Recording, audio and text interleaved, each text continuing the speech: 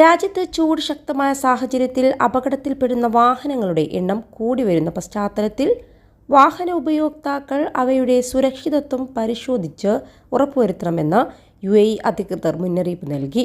Road സുരക്ഷ ഉറപ്പാക്കുന്നതിനായി ആഭ്യന്തര മന്ത്രാലയവും UAEയിലെ ട്രാഫിക് അധികൃതരും വേനൽക്കാലമായതോടെ വാഹന പരിശോധനകൾ ശക്തമാക്കിയിരിക്കുകയാണ്.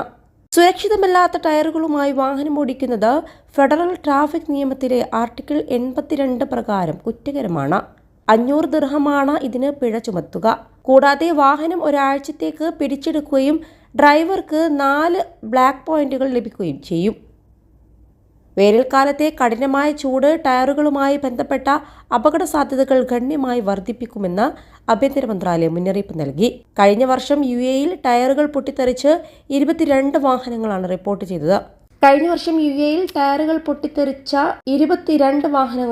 ചെയ്തത്. ടയറുമായി ബന്ധപ്പെട്ട് 7 കാരണങ്ങൾ അപകടങ്ങളിലേക്ക് നയിച്ചേക്കുമെന്ന് പോലീസ് ചൂണ്ടിക്കാട്ടി.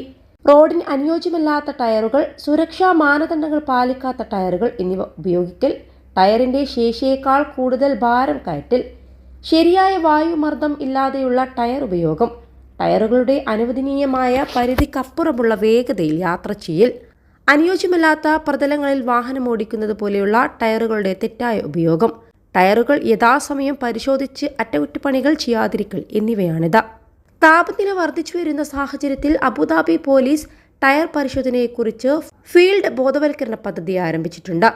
ആഭ്യന്തര മന്ത്രാലയത്തിന്റെ അപകടങ്ങളില്ലാത്ത വേനൽക്കാലം ക്യാമ്പയിന്റെയും അബുദാബി പോലീസിന്റെ വേനൽക്കാല സുരക്ഷാ ക്യാമ്പയിന്റെയും ഭാഗമായാണിത്.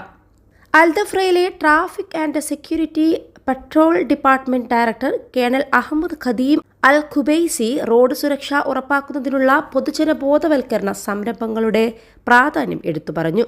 കാലഹരണപ്പെട്ട ടയറുകൾ പരിശോധിച്ച് മാറ്റേണ്ടതിന്റെ ആവശ്യകത അദ്ദേഹം വ്യക്തമാക്കിയിട്ടുണ്ട്.